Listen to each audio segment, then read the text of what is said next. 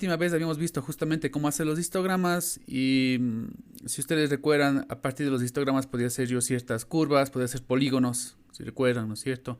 Las curvas que están apareciendo acá, pues son justamente, hagan de cuenta que tengo barras debajo de la curva y luego pues simplemente hice una curva suave encima de las barras y tengo algo como esto.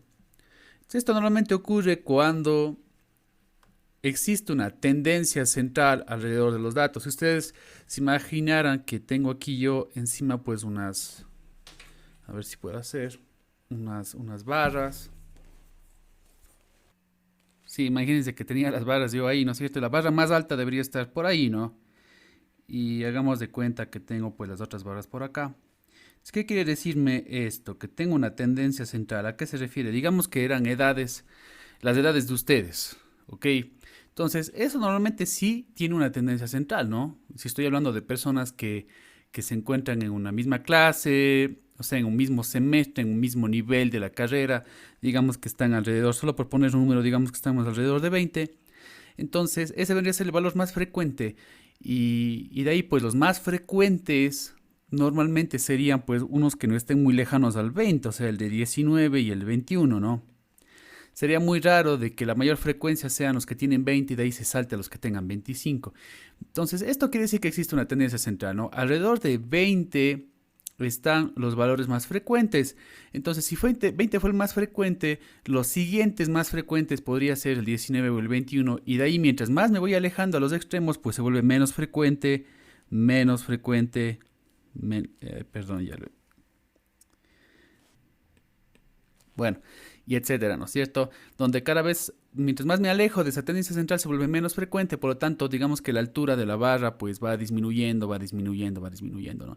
Entonces tengo yo esta forma de aquí, entonces siempre tengo esta forma de acá, que es una forma de campana, a final de cuentas, pues quiere decir que tengo pues claramente una tendencia central por ahí, ¿ok?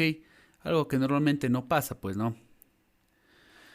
Pero como les digo, en el caso de las edades suele pasar.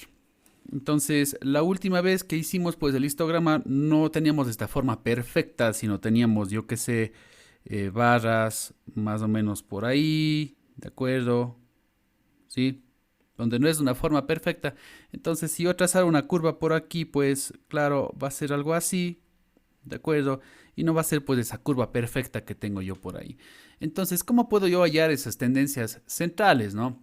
Entonces, tengo yo algunas métricas, algunas medidas de tendencia central que podría yo utilizar, que es justamente de lo que vamos a hablar ahora.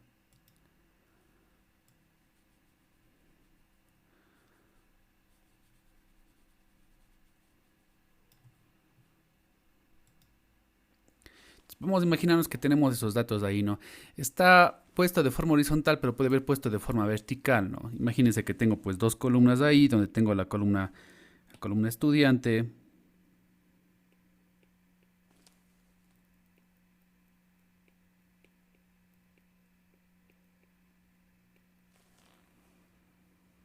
Sí, y tengo pues la otra columna que acá se llama aumento.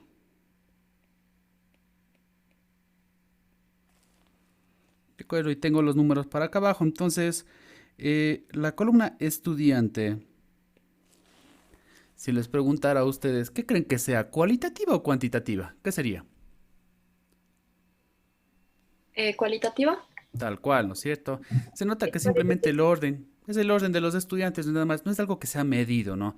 Se inscribieron los estudiantes o simplemente pues generé los datos o tengo la lista de estudiantes y cogí los numeré, es algo ordinal.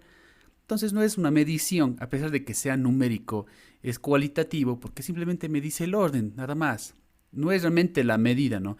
En cambio, la otra columna que es el aumento, que se supone, bueno, que tanto aumento en notas, ¿de acuerdo? De eso se trata esto de acá, las calificaciones de su desempeño académico. Eso sí es algo que se midió seguramente a través de un examen, etcétera.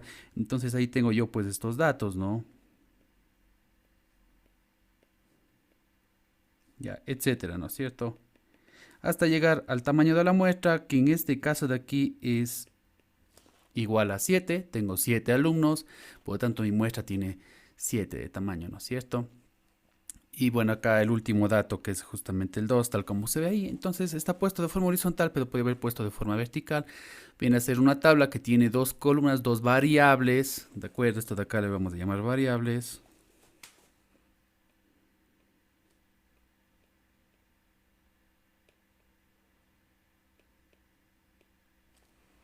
¿Sí? Y cada variable tiene pues sus datos, ¿no es cierto? Donde tengo yo 7 observaciones. Recuerden que observaciones es cada una de las filas, ¿de acuerdo? Entonces, si mi muestra es de tamaño 7, tengo 7 observaciones. En estadística se dice observaciones, no se dice pues las filas, ¿no es cierto? Sí. Es así de simple. Bueno, entonces todas las métricas de tendencia central que voy a hacer aquí van a ser sobre las variables numéricas cuantitativas. Así que yo no tiene sentido que saque el promedio de la columna estudiante cuando simplemente es algo que me dice el orden, ¿no? Es algo cualitativo. Entonces es sobre esta de acá donde tengo que hacer yo las cosas, ¿no?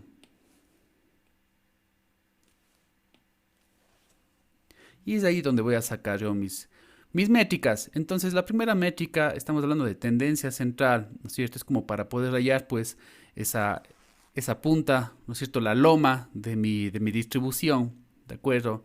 Recuerden de esa curva que se forma a partir del histograma, ¿de acuerdo? El histograma de frecuencias. Eh, es eso justamente lo que estoy tratando de hallar. Entonces, la primera de tendencia central.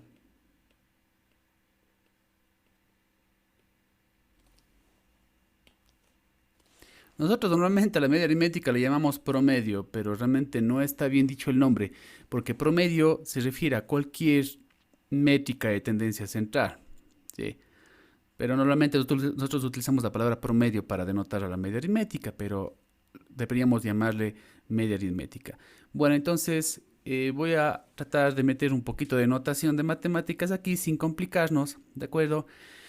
Bueno, mi muestra, mi dataset, mi conjunto de datos, como ustedes quieren decirlo, que corresponde únicamente pues a la variable que voy a medir, ¿no es cierto? La que voy a analizar, más bien dicho, le puedo llamar X, ¿de acuerdo? Y ahí están pues mis datos, ¿no es cierto? Digamos que es un conjunto.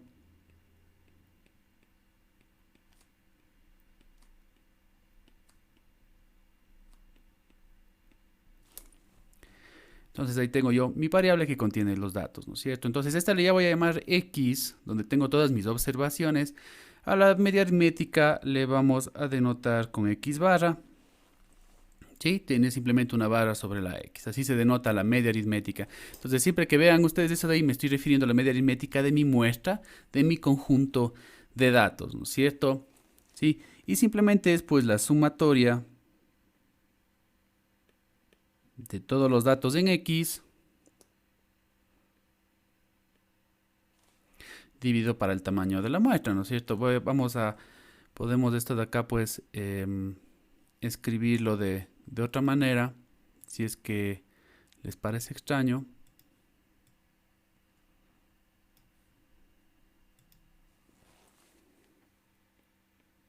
O sea, cogí x sub 1, x sub 2, hasta el último x, el x sub n, que en este caso es 7.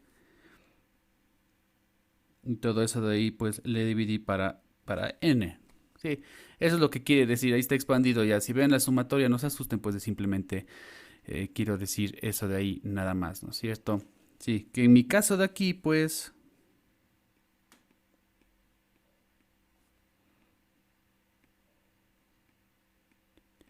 sería pues estar sumando todo lo que está ahí.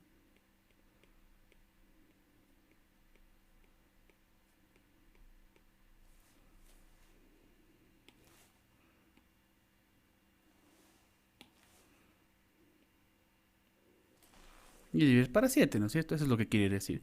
Si hubieran habido pues 20 observaciones en mi muestra, pues tengo que llegar hasta x sub 20. Por eso pongo en términos generales de x sub n, decir que llego pues hasta el final, ¿no es cierto? Y es así de simple. Entonces está bien hacer nuestra primera métrica, nuestra primera medida de tendencia central, ¿no es cierto? Tal vez si alguien me puede ayudar, por favor, con el valor de eso de ahí. Ok, lo voy a dejar por ahí nomás. Muy bien. Perfecto. Entonces yo no creo que exista dudas Acerca de esto de acá, no sé si a alguien no le queda claro qué es una media aritmética. ¿Alguien tiene alguna pregunta acerca de esto de acá? Bueno, me imagino que no, es bastante fácil, ¿no es cierto? Bueno, vamos a ver cómo haríamos esto en R, ¿ok? Para hacer esto un poco más interesante.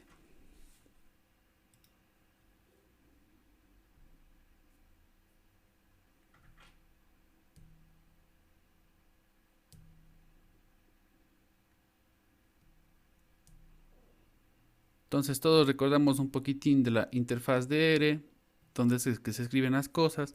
Por eso es que habíamos hecho pues ese pequeño ejemplito con cargar un dataset, justamente un conjunto de datos. Pero bueno, nunca vimos cómo crear pues el dataset, ¿no es cierto? Esto es justamente lo que se nos quedó en la última clase. Entonces,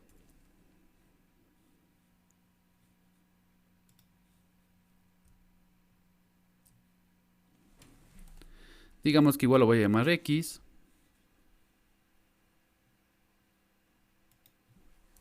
Entonces pondría X es igual. Y bueno, esto luego lo vamos a ver con mucho más paciencia, ¿de acuerdo? Pero bueno, para poder crear pues una lista, voy a llamar una lista aquí, no lo voy a llamar todavía vector, realmente es un vector, pero no hemos visto ese concepto. Para poder crear pues ese conjunto de datos utilizo esa letra C y entre paréntesis se pone pues los datos que yo voy a utilizar, ¿ok? Entonces puedo poner, tal vez podría utilizar pues los mismos datos que tenía en el otro ejemplo. Si alguien me puede por favor dictar los datos, no importa que sea en orden. ¿Del estudiante o del aumento? Del aumento, que es del que vamos a sacar el promedio. 9, 7, 7, 6, 4, 4, 2. Perfecto. Muy bien. Entonces ahí está creado. Ustedes pueden ver acá que ya existe una variable X aquí. ¿Sí? ¿Estamos de acuerdo? Existe una variable X ahí. Y si ustedes se dan cuenta, pues incluso ya me dice no solamente cuáles son los datos que contiene, sino cuántos son. Son justamente 7 datos y es de tipo numérico, lo cual nosotros ya sabíamos, ¿no es cierto? Perfectísimo. Entonces, ¿cómo puedo sacar yo la media aritmética de esto de acá? Tengo justamente yo la función min en R. Entonces utilizo la función min y entre paréntesis pondría el nombre de la variable que contiene los datos. Mi variable se llama x. No hay que saber mucho de programación para darse cuenta que x es una variable. Ok, y sería simplemente eso. Entonces ahí estaría ya la media aritmética de esto de aquí. Voy a hacer un poquito extremo para que no quepa la menor duda, ¿de acuerdo? Entonces vamos a hacer el paralelo A. Voy a hacer que tenga tres números igual. Digamos que sacaron 5, sacaron 11 y sacaron 20.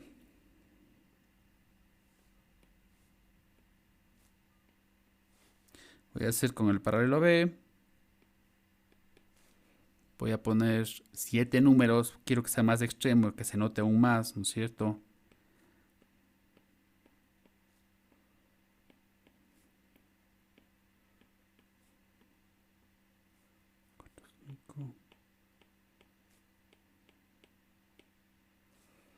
Ahí tengo 7 números.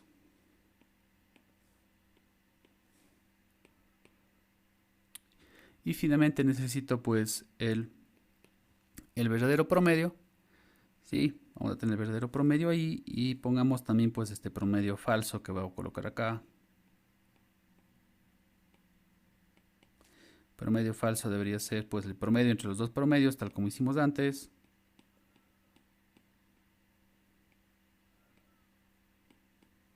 Sí, entonces tenemos que corregir eso de ahí, como les había dicho. Y para corregir eso de ahí, pues vamos a colocar pesos, ¿no es cierto? Entonces el verdadero promedio dice que debería tomar los 12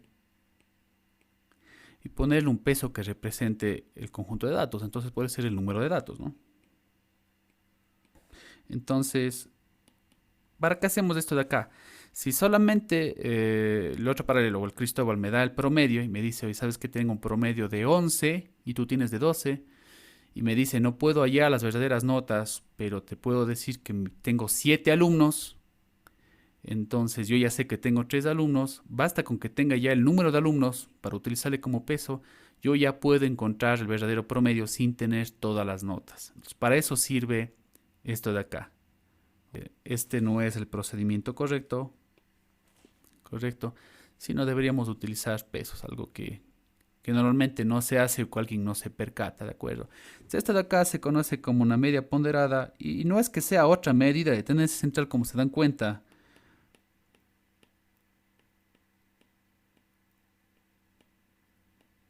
Sino vendría a ser más bien un método para poder corregir errores en la medición de la media aritmética total, ¿no? Eso es lo que estoy haciendo acá. Estoy utilizando pesos para poder estimar la verdadera media aritmética. ¿Por qué? Porque tengo conjuntos de datos con diferente número de alumnos en este caso, ¿no es cierto? Ahora, bueno, puede ser de que en algún momento yo intencionalmente quiera pues darle un diferente peso a algo, ¿no es cierto? Hagamos de cuenta que igual tengo las notas de un alumno, y tengo un par de notas, digamos que al inicio me saca 5 sobre 5 y en la otra me saca 1/5, ¿ok? Y me dices, Iván, necesito que saques una sola nota sobre 5 y yo lo que hago es digo, bueno, a ver, tengo pues que saco 5 sobre 5 en la una, 1/5 en la otra, ¿no es cierto? Y lo que hago es digo, ok, 5 más 1 y luego de eso de ahí divido para 2, ¿de acuerdo? Y saco pues mi promedio, mi único promedio, ¿de acuerdo? Pero, como les digo, puede ser de que yo de forma arbitraria, ¿no es cierto? Lo que realmente quiera hacer es decir, bueno, a ver, en realidad en la primera prueba sacó 5 sobre 5, pero una prueba fácil. Y en la segunda prueba sacó 1/5, pero una prueba súper difícil. Entonces, en realidad debería darle yo más peso intencionalmente a la segunda prueba para que sea un resultado más justo, ¿no es cierto? Acá me va a sacar 3/5, él, ¿no es cierto? Eso es lo que me va a salir ahí. Entonces puedo dar diferente peso y decir, bueno, a ver, ¿sabe qué? A la primera prueba le voy a dar pues un peso,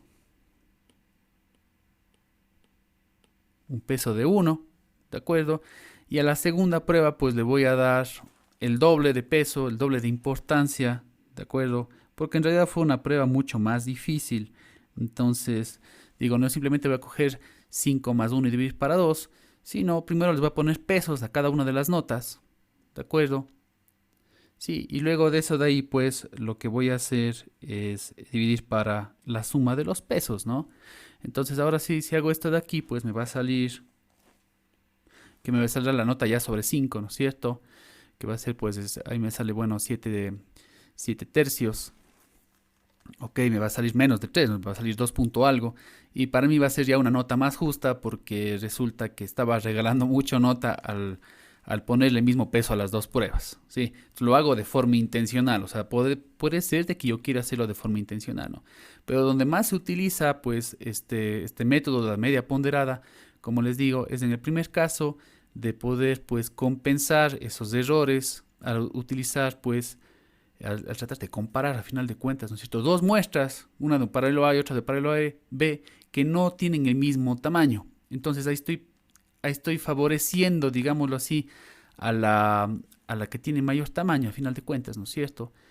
Y por lo tanto, pues estoy cometiendo ya errores ahí. Sí, entonces este sería el caso.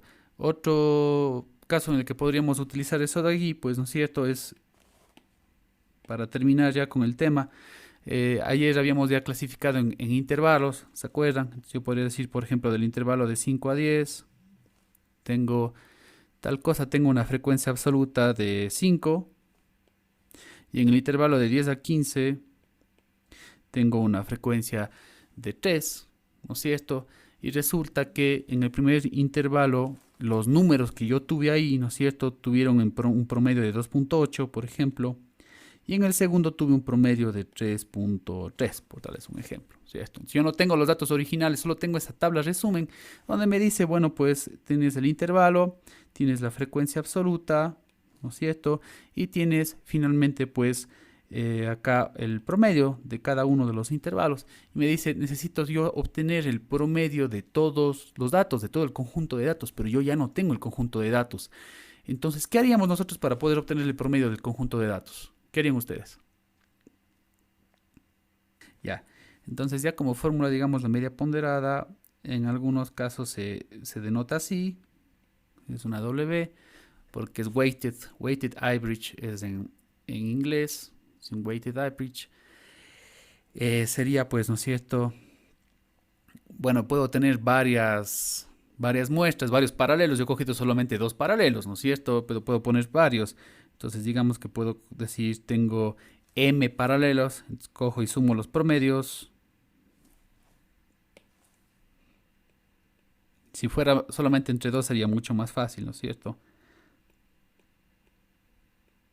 He sumado los dos promedios.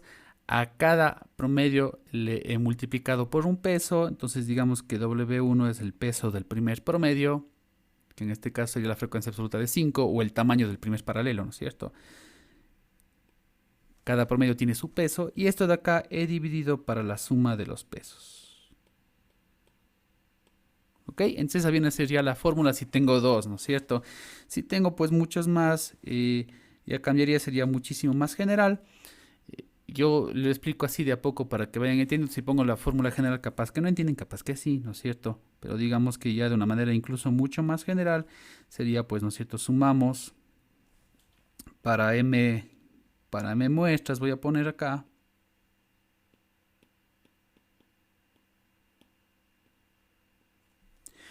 Antes era solamente para dos muestras, para dos paralelos que comparo, ¿no es cierto? Pero aquí podría tener, pues, ¿no es cierto? Sería x barra sub i. Se suma desde igual a 1 hasta m, multiplicado por el peso. Y esto de acá se divide para la suma de los pesos. Esto de acá se ve raro, pero la verdad no lo es tanto. Dejémosle ahí para que no sea más complicado. Todos me entienden que es todos, así que voy a dejarlo así. Entonces esa va a ser la fórmula y muy probablemente sea la fórmula que ustedes encuentren pues en los libros, pero capaz que ven la fórmula y dicen, ¿qué es eso que me acaban de poner ahí? Pues simplemente recuerden que es coger los promedios, multiplicar por pesos y dividir para la suma de los pesos. Correcto. Listo, entonces continuemos.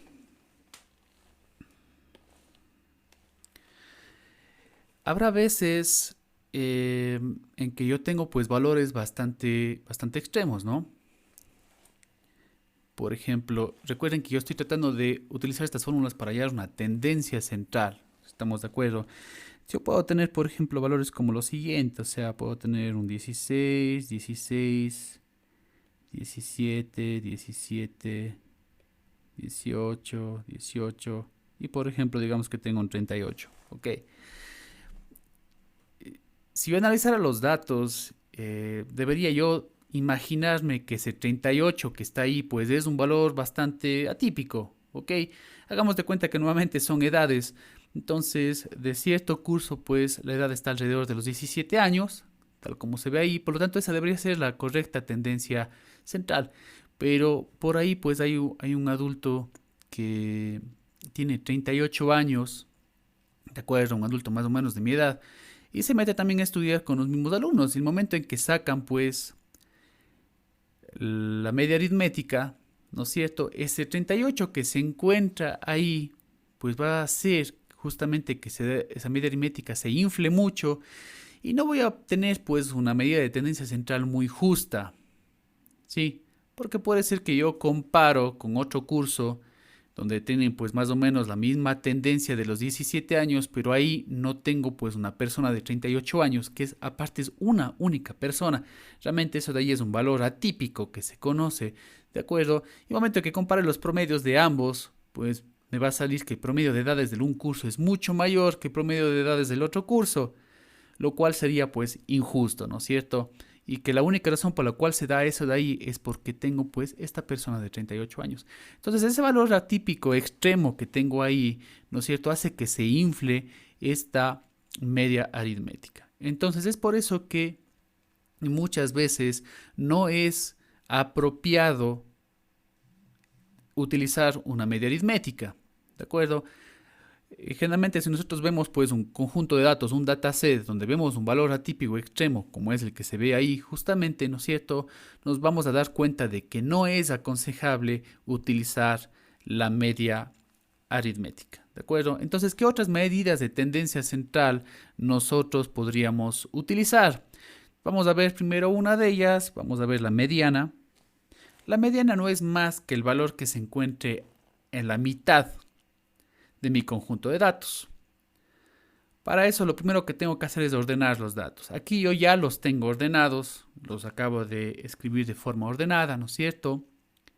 Pero en el caso que no estuvieran ordenados, pues lo primero que tendría que hacer es ordenar los datos y luego tendría que simplemente hallar pues el valor que se encuentre en la mitad de todos ellos. Una forma rápida de poder encontrar el valor que se encuentre en la mitad es utilizar una fórmula como por ejemplo tomar pues el tamaño de la muestra o el número de datos, sumarle 1 y dividir para 2. Esto no me va a dar el valor que está en la mitad, sino la posición del valor que se encuentra en la mitad, ¿no es cierto? Esta es la posición.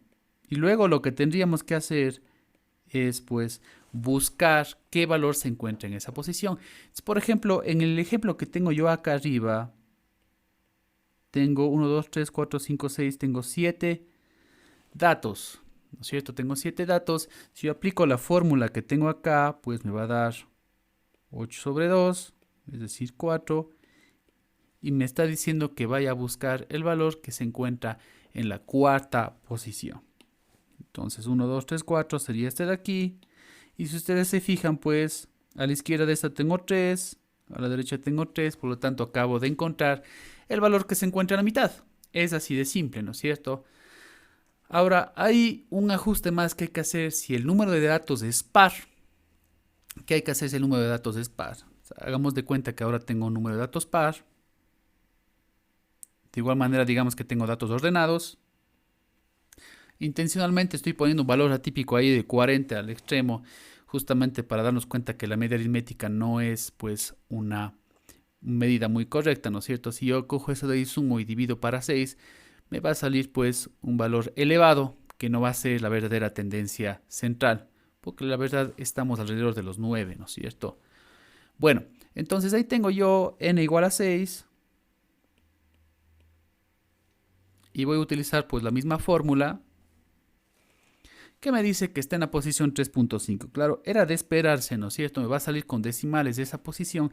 Si yo me voy pues justamente a mi conjunto de datos, me va a decir que está aquí, donde no hay números, ¿no es cierto? Tengo 3 números a la izquierda, 3 números a la derecha, pero en la posición 3.5 yo no tengo ningún número, ¿no es cierto? Eso es lo que está pasando acá. Pues entonces tengo yo que estimar ese número que se encuentra ahí. Realmente no es un número que esté realmente en el conjunto de datos, pero estoy tratando de estimar qué número podría estar ahí, ¿no es cierto? Entonces, la manera más fácil de poder hacer eso de ahí es interpolar, que se denomina esto de acá.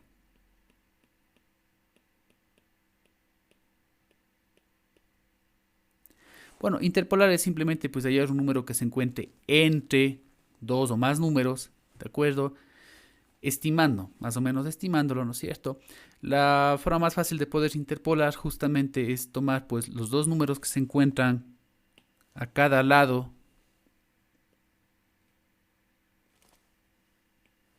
que sería ese y ese de ahí, ¿ok? Se encuentran a cada lado del número que estoy buscando, ¿de acuerdo? Y obtengo el promedio de los dos números, que en este caso va a ser pues el mismo 9, ¿no es cierto?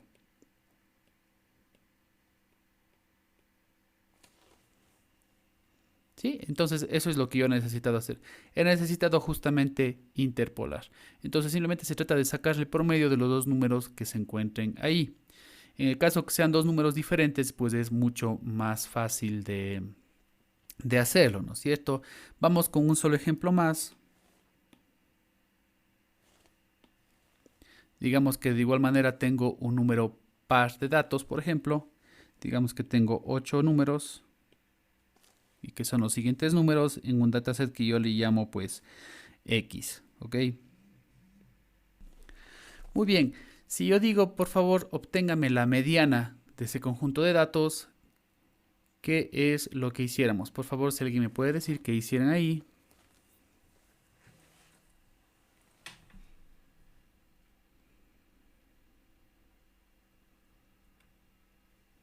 Hacemos 8 más 1. 9 Ok, para 2, 9 para 2. muy bien, entonces vamos a obtener, 4.5. exacto, vamos a obtener la posición. 8 más 1 entre 2 me va a dar 4.5. Y sería el 7 y el 8. Tal cual, porque es un 7 número que más se 8, encuentra. 15. 10 para 2, 7.5. Perfecto. Muy bien, gracias. Entonces hemos encontrado que es 4.5, no hay un número ahí, necesitamos interpolar. Los números que se encuentran de lado a lado es el 7 y el 8, hay que sacarle por medio entre los dos números, quiere decir que estimando, interpolando, la mediana debería ser 7.5. Excelente, muy bien.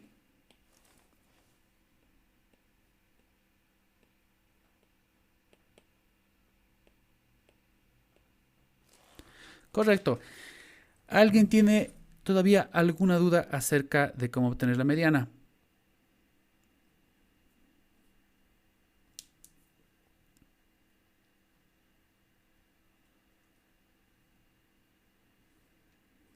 Bueno, espero sinceramente que no. Entonces luego les voy a poner un ejercicio donde voy a decir obtener eh, la media aritmética, obtener la media ponderada donde yo puedo especificar los pesos y obtener, por ejemplo, la mediana.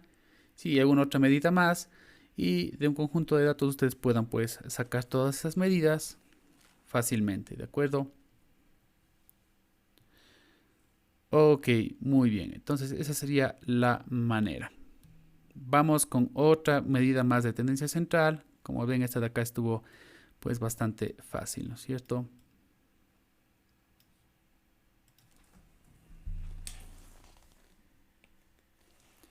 Vamos a ver otra más que se llama la media armónica.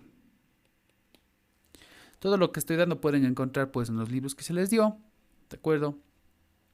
Estoy ahora refiriéndome pues al otro libro, ¿no? Al que estábamos viendo el día de ayer.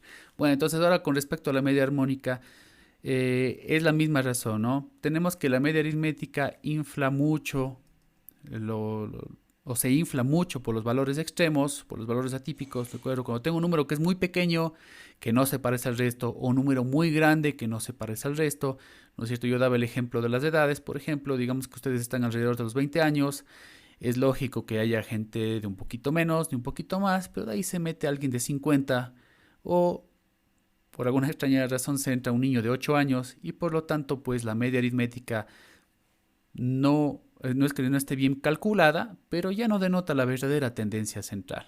Que recuerden que prácticamente mi distribución era pues encontrar ese pico de ahí, ¿no es cierto? Entonces, una de las formas de poder pues estimar esa tendencia central y que es menos susceptible a los valores extremos, es justamente pues esta media armónica. Entonces, una vez más, la tendríamos que utilizar cuando detectamos en nuestro dataset que existen valores extremos poco frecuentes, ¿no es cierto?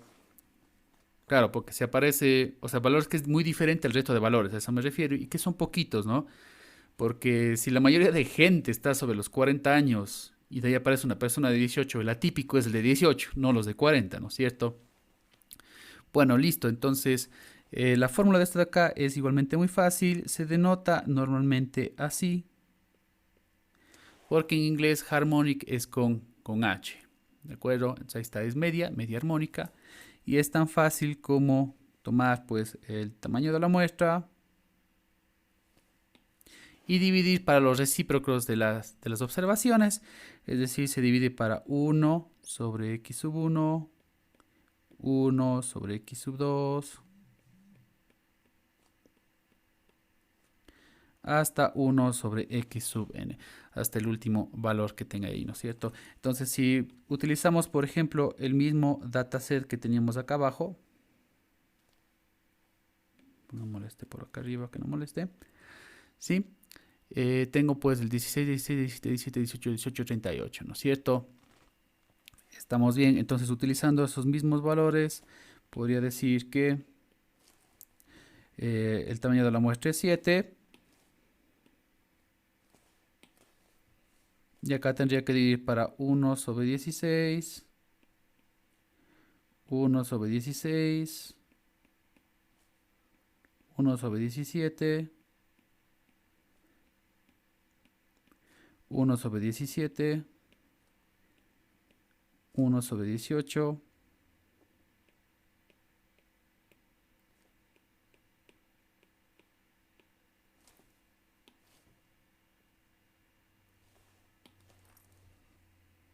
¿de acuerdo?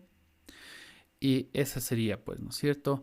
Entonces, por favor, que alguien me ayude calculando eso de ahí.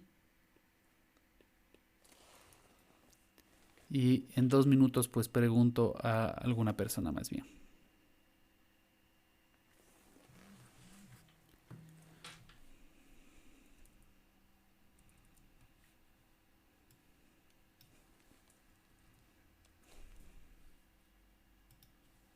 Da 18.41. 18.41. A ver, voy a anotar eso.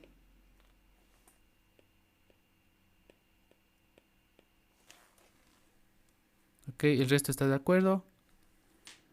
Sí. Y ahora voy a comparar con la media aritmética.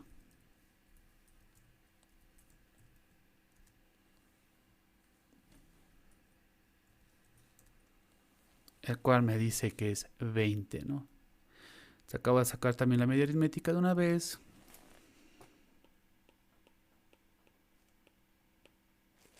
Entonces es evidente que ese valor de 38 está inflando mi media aritmética, ¿no es cierto? La media aritmética es muy susceptible a los valores extremos, ¿de acuerdo? Y la media armónica pues es mucho menos susceptible. La media armónica siempre es más pequeñita que la media aritmética, recuerden, no se infla, ¿no es cierto? O se acerca mucho más, pues en estos casos donde tengo valores extremos a la tendencia central, por lo tanto, un valor más realista, y ustedes pueden ver ahí, ¿no? Un valor más realista es ese 18,41 que el 20, ¿no? Uno muchísimo más realista sería el 17, que me parece que es como que la tendencia central correcta, ¿de acuerdo? Existen métodos donde podemos detectar los valores extremos y simplemente dejarles de un lado e ignorarles por completo, ¿de acuerdo? Pero hay veces en que no hay cómo, por lo tanto, utilizar una media armónica en lugar de una media aritmética cuando existen estos valores extremos, pues es lo correcto, digamos, ¿de acuerdo? Entonces, igual, ¿cuándo utilizaríamos una media armónica en lugar de una media aritmética? Cuando detectamos estos valores extremos, ¿sí? Porque afecta mucho la media aritmética. La media aritmética se ve muy afectada por los valores extremos, ¿de acuerdo? En cambio, la media armónica ya no tanto. Entonces, esa viene a ser la diferencia. Y como se ve acá, justamente, pues, está mucho más cercana a la verdadera tendencia central de los datos. ¿De acuerdo? ¿Alguna pregunta con respecto a la media armónica?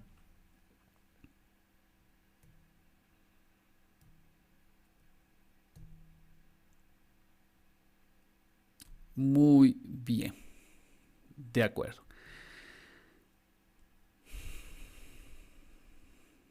Bueno, entonces ahora sí voy a preguntar a las personas porque siempre casi son las mismas personas las que hablan, ¿no es cierto? Entonces voy a preguntar a nuevas personas ahora. A ver.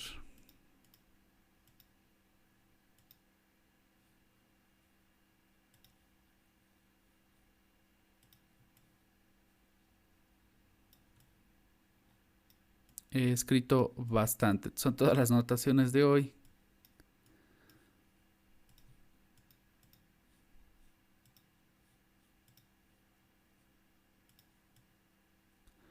Vamos a hablar. Voy a ver qué otra medida de tendencia central nos podría interesar. Iván, una pregunta. Sí, ¿Todos los videos de la clase están en algún lado? ¿O sea, van a estar en algún lado? sí, me imagino que los están viendo. Se suben al campus. En el campus virtual pueden ver todos los videos. Ya. Y tengo igual un canal de YouTube que es donde realmente están subidos los videos. En el caso que no quieran entrar primero al campus.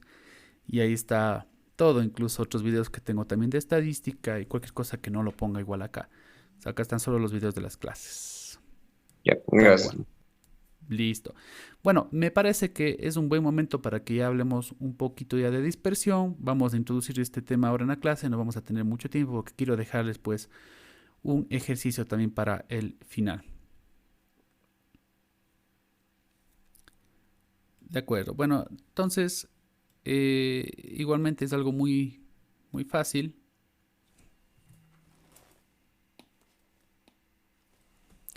¿De qué se trata la dispersión? Ya he hablado un poco de eso con ustedes, ¿no es cierto? Definitivamente es qué tan heterogéneos o qué tan poco homogéneos son los datos, ¿no es cierto?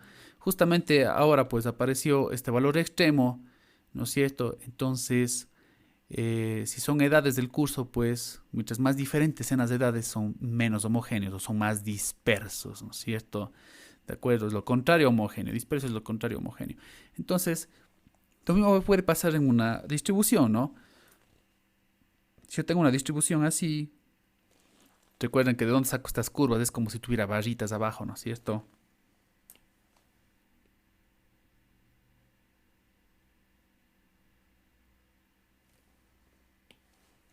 De acuerdo, pues recuerden que la tendencia central se debe encontrar más o menos cerca de esta parte de acá, ¿de acuerdo? Y digamos que tengo pues un rango de los 16 a los 20 años y qué es lo que está dibujado ahí. Simplemente un ejemplo, ¿no es cierto? Entonces, cuando los valores son más dispersos, ¿no es cierto? Puede ser que la tendencia central sea la misma. Digamos que acá tengo una tendencia central de 18 por ahí, ¿no es cierto? Puedo tener la misma tendencia central de 18, pero resulta que tengo valores que son más extremos.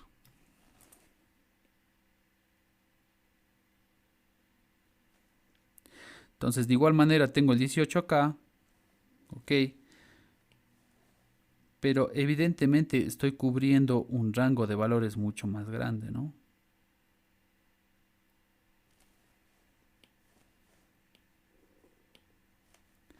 Capaz por aquí llego yo hasta los 25 por este lado y por acá empiezo desde los 10, por ejemplo. ¿De acuerdo? Entonces puede ser que la tendencia central sea la misma. Puede ser que si yo saco el promedio sea lo mismo, pero los valores están mucho más dispersos en el segundo caso, ¿no es cierto? Acá el rango, ¿cuál sería? Recuerden que lo que hablábamos la última clase, pues, ¿no es cierto? Cogíamos el valor más grande y restábamos el valor más pequeño. Entonces, eso sería en el primer caso y en el segundo caso, pues algo parecido, pero me va a salir un rango mayor, ¿no es cierto? Es la primera medida de dispersión, que son medidas de dispersión, que ya hemos hablado sin darnos cuenta. Y recuerden que utilizamos ya el rango dividiéndolo para el número de clases o de intervalos para poder hallar el ancho de los intervalos, por ejemplo, para el rato que hacíamos las tablas de frecuencias, ¿no es cierto?, de valores numéricos continuos.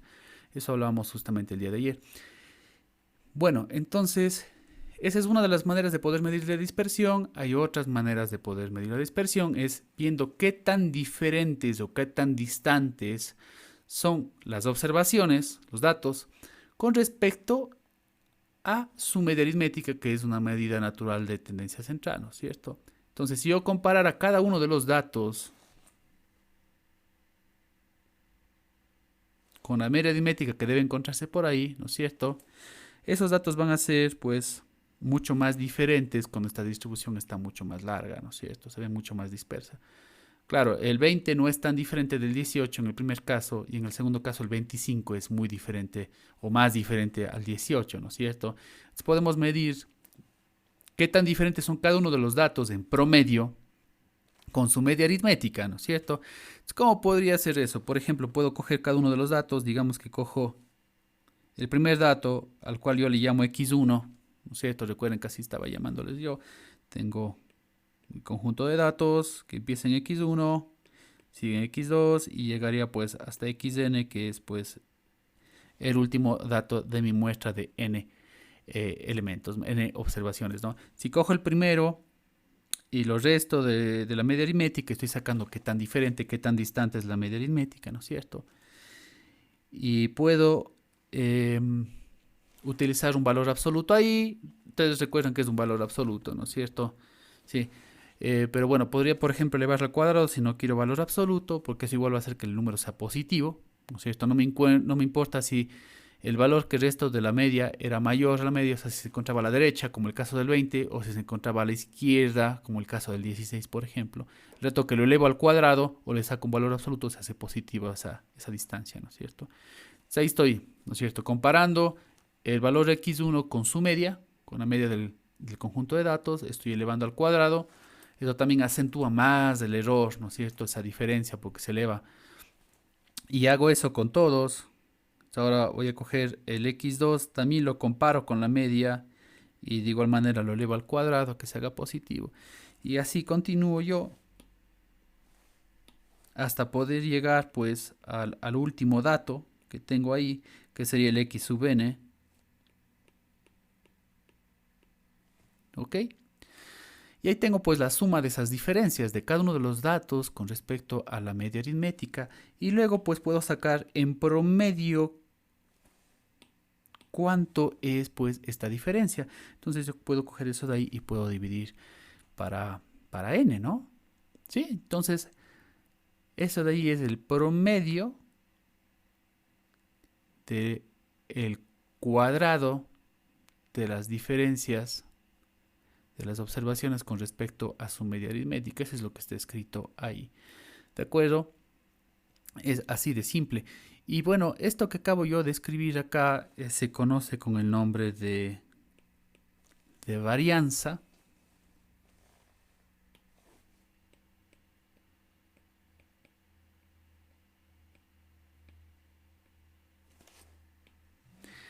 Y se denota pues con el símbolo que está ahí elevado al cuadrado. Ese símbolo es sigma. No es una O, ¿de acuerdo? Es un sigma. El sigma es más o menos así. Y voy a resaltar un poco más. Ese sigma, que es una letra griega así elevado al cuadrado. Entonces, eso de ahí se denota una varianza. ¿Ok? Y de paso tenemos pues otra, justamente porque al elevar al cuadrado se vuelve positivo, ¿no es cierto? Esa diferencia, pero estoy acentuando mucho los errores, ¿no es cierto? Entonces, para corregir eso de ahí, a que no se vea pues muy elevado, existe otra medida que simplemente es coger y extraer la raíz cuadrada de todo lo que está ahí, ¿eh? Y es simplemente la raíz cuadrada de la varianza. Entonces la raíz cuadrada de la varianza. Y como la varianza se denotaba como sigma al cuadrado, pues es obvio, la desviación estándar va a ser simplemente sigma. ¿Sí? Entonces lo primero que se hace es se encuentra la varianza y luego de eso de ahí se encuentra la desviación estándar. Y esto me va a dar la dispersión. Entonces mientras más grande sea la varianza o la desviación estándar, pues es más disperso. Entonces si yo comparo dos grupos de datos, digamos que son las calificaciones de dos paralelos, y quiero saber cuál de los dos paralelos tiene una mayor dispersión en las calificaciones, ¿no es cierto? ¿Y por qué? Porque capaz que en los dos paralelos me dieron un promedio alto de 18, ¿ok? Los dos paralelos tienen un promedio alto de 18. Pero el rato que veo yo los datos ahí, ¿no es cierto? Y reporto la dispersión de los datos, resulta que el segundo paralelo tiene una dispersión mucho mayor que el primero. Resulta que aunque los dos tienen 18, seguramente en el paralelo que tiene mayor dispersión existen notas de 0 o notas de 1, mientras que en el otro no. Entonces, desde el punto de vista del rendimiento, a pesar de que los dos tienen el mismo promedio o la misma media aritmética, ¿no es cierto? El que tiene mejor rendimiento es el que tiene una menor dispersión. Porque digamos que en el de mayor dispersión, ¿no es cierto? Las buenas notas están tapando a las malas notas, ¿no es cierto? Entonces me conviene un paralelo que no solamente tenga un buen promedio, sino que tenga una dispersión pequeña, ¿no es cierto? Porque las comparaciones son mucho más justas, sí, es el mismo ejemplo de siempre de las calificaciones. Por ejemplo, si yo tengo solo tres calificaciones de 17, de 18 y de 19, pues me va a decir que el promedio es de 18. ¿De acuerdo? Y resulta que tengo igual pues algo como...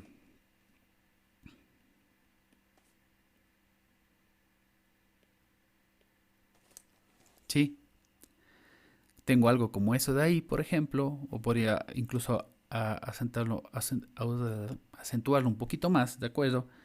y digamos que de esta de acá pues también me va a dar un promedio de 18, ¿de acuerdo? Entonces los dos cursos tienen el mismo promedio, pero ¿cuál es más homogéneo? ¿Quién me dice? ¿Cuál es más homogéneo? Recuerden, homogéneo quiere decir que no es heterogéneo, que no está disperso. Entonces, es decir, cuál es más homogéneo, estoy diciendo cuál es menos disperso, ¿no es cierto? Entonces, que las notas se parecen más entre sí. El cual tiene menor dispersión. Claro, el primero, ¿no es cierto? Las notas se parecen más. El segundo tiene el mismo promedio, pero en cambio se parecen menos. Entonces, cuando sacan pues los resultados de las pruebas de bachillerato, yo qué sé, ¿no es cierto? Y comparan los colegios y resulta que hay un colegio que tiene de promedio 19 y el otro tiene 18 y dice, ven, tiene mejor promedio, excelente, ¿no es cierto? Pero el rato que nos vamos a ver la dispersión, resulta que el que tiene 19 tiene una dispersión bien alta y el que tiene 18 tiene una dispersión baja. Entonces yo preferiría al de 18 que al de 19. Porque muy probablemente, como decía, pues las buenas notas están tapando a las malas notas, ¿no? Como es en el caso de acá, tengo promedio de 18, pero tengo ya una nota más baja, que es la nota de 15. Haciendo de cuenta que las notas no son sobre 20, sino son mayores, ¿no es cierto? Entonces eso es lo que puede pasar. Entonces es bueno reportar no solamente los promedios, ¿de acuerdo? Sino también una medida de dispersión, como puede ser una desviación estándar, por ejemplo. ¿Ok? Entonces podríamos calcular pues la varianza y la desviación estándar de ambos casos. Está súper simple porque son simplemente tres números, ¿no?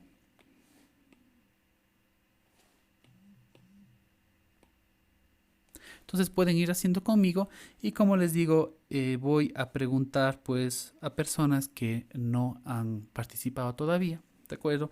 Entonces, en el primer caso, para poder sacar la varianza, pues sería que, bueno, en primer lugar estamos todos seguros de que 18 es el promedio, ¿no es cierto? En el segundo caso, pues también me va a salir también los 18, ¿no es cierto? Y podría pues utilizar también números más extremos, pero bueno, podríamos dejarle simplemente los números que se encuentran ahí. Podría utilizar un 13 y puedo utilizar un 23, por ejemplo, que se acentúe incluso mucho más la dispersión, en este caso de acá, ¿no es cierto? Bueno, entonces va a ser 17 menos 18, que es la media, elevado al cuadrado. El segundo es 18 menos 18, ya sé que sale 0, pero lo voy a anotar con todo. Realmente este no se debería considerar. Correcto. Alguien que por favor me ayude con esas operaciones de ahí, pero bueno, está bastante fácil porque va a salir 1, aquí va a salir 1 y me sale pues 2 tercios, ¿no es cierto?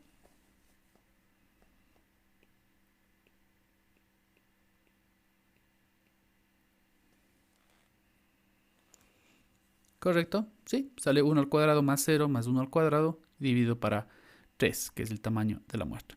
Y bueno, en el segundo caso, en cambio, en el caso B,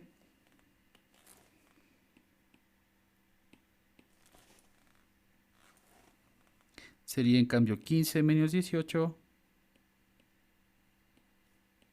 Ya no voy a colocar el 18 porque sabemos que se hace 0.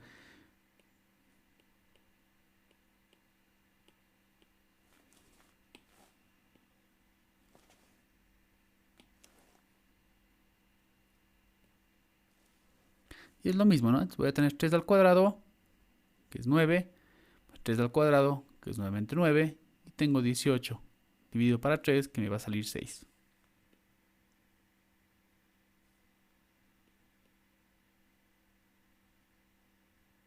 Perdón, ¿sí? ¿Lo hice bien?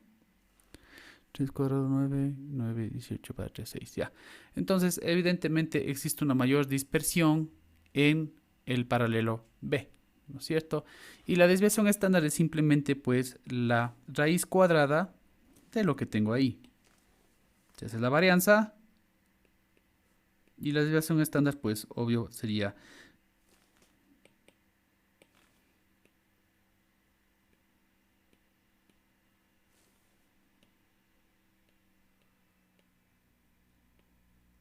así de simple. Entonces esa es la manera de poder hallar pues la dispersión en los datos.